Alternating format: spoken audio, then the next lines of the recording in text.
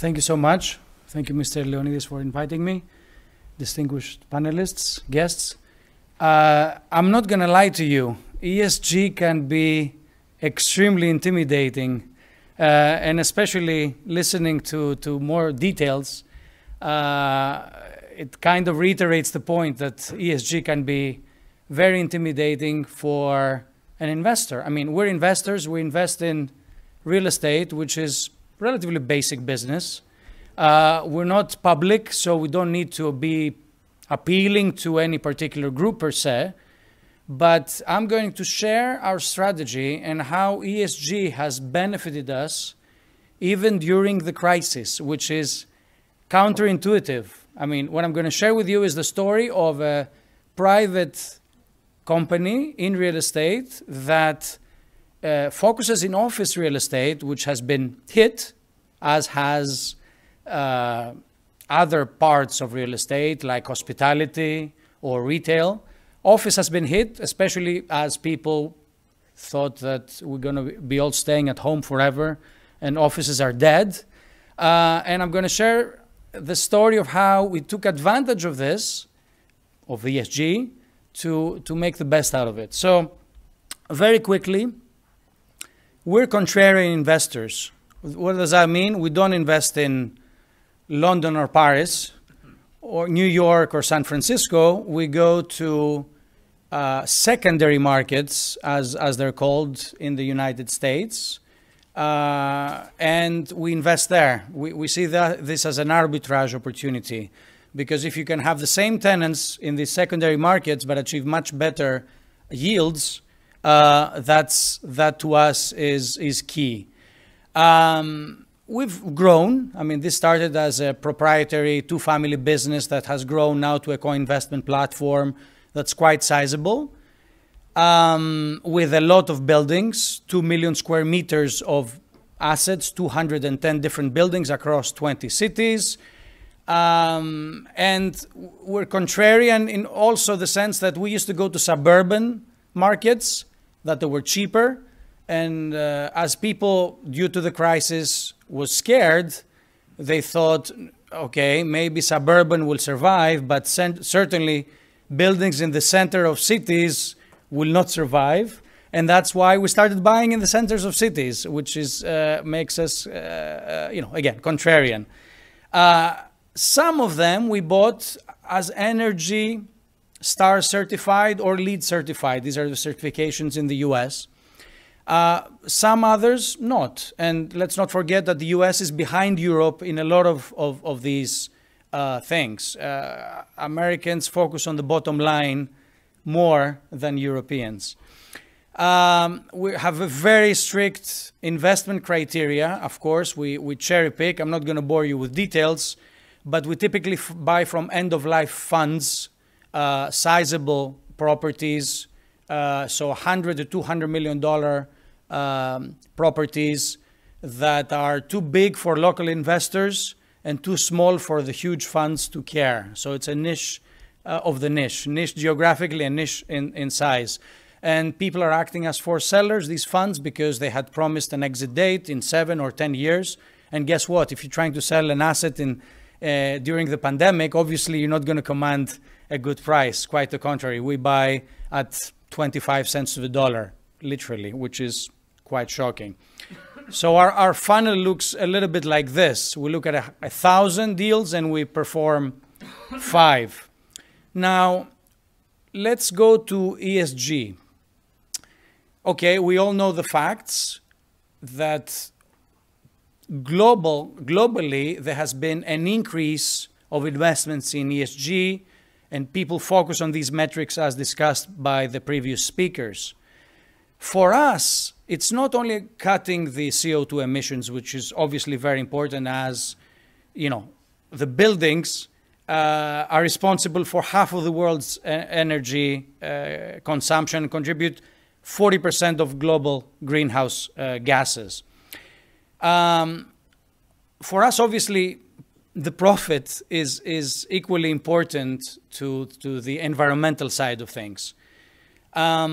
By investing into these properties and making them energy efficient, and LEED certified, effectively what happens is you get many more interested tenants to come to these buildings.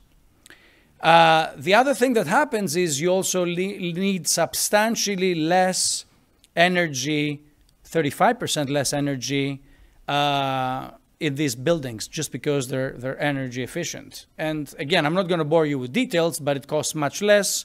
So ultimately, it does make sense. And I mean, you might see a beautiful building like this. It is not LEED certified. I mean, it was built in the year 2000. It was not LEED certified. So we do certain improvements that we consider absolutely necessary. The other part is the health and wellness part of not only, the tenants, the CEOs making the decision, but the employees. And as you may have noticed, employees resist returning to the office, except if they feel that the office is better than their home. And their home is small, they have to effectively fight with their significant others on space and bandwidth and, the kids and all of that. So it's not very convenient. We tried it for a year. We tried it for 2 years. We're all ready to go back to our lives, especially if our lives in the office make more sense. They have more amenities. So yes, we create all these amenities that make office more enjoyable. So I'll give you some examples. You'll see some ping pong tables, you'll see some gyms. We even built a golf, little electronic golf for people to practice virtual golf. And that's extremely popular. These are of no cost, but they help employees feel the need to go back. The air circulation, everything that has to do with air conditionings and HVACs, and we installed machines, not only the proper air condition that already exists, but special machines that purify the air and make employees feel safer, literally safer in the office than what they do at home. Corporate social responsibility is, of course, key to good governance. So policies like employee childcare, and a lot of these offices have nurseries in them. Of course, a lot of this was covered previously by the other speakers. I mean, of course, equity, diversity, inclusion, and all of that. Design is another very important part of our strategy and of the DNA of this building. So having common spaces for people to visit and socialize and gather, they need that. You may notice on the picture to the right, the buildings have staircases so you can visit the other floor without using the elevator that makes you move about. And that's also important for the well-being of everyone. Having, you can see on the left, vegetation and being able to access the nature around you. That's also very important for the well-being. Having very modern, hospitality-like spaces that you enjoy being and socializing with your coworkers, and that's where magic happens. That's where you build company culture, and you have these water cooler aha moments that create the ideas that make these companies go forward. Technology is another big part. I mean, there's one part of technology which is how we monitor these buildings to make sure that we save on energy and we make them extremely efficient, like this building management system that I show you in the little screen. We actually build an app for our tenants on a per building basis. So they download this app and they can access all the information about all the activities that are available in the buildings and in the surrounding area. And again, they use it, and they use it a lot. They will know how and when to charge their car even, and that's a reality that's much more commonplace in the US at the moment. So, to cut a long story short, what's the result of this? Rental rates have remained the same. we actually have managed to increase rental rates to the buildings that we did these upgrades to. We're collecting 99% of the rents. That's pretty much the same as we were collecting, pre-pandemic, because obviously 1% would need some help due to this whole crisis. But the most counterintuitive statistic is that our occupancy has increased compared to pre-pandemic levels. People want to be in these offices, which is, again, supported a little bit. I mean, there is this hybrid model of working from home, but even if people work from home 2 days a week, and that's what this chart shows, the equalizer is that they need more space.